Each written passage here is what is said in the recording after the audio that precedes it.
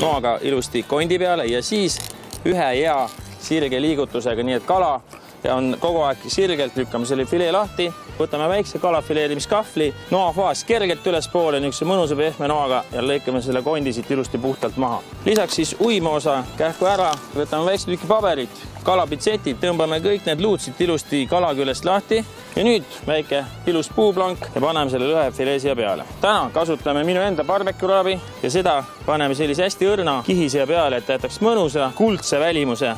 Nüüd siis grilli peale ja kinnise kaane all. Alguses laseme natuke lõõri lahti, hiljem paneme lõõri kinni, paneme ka siia peale lestafilee.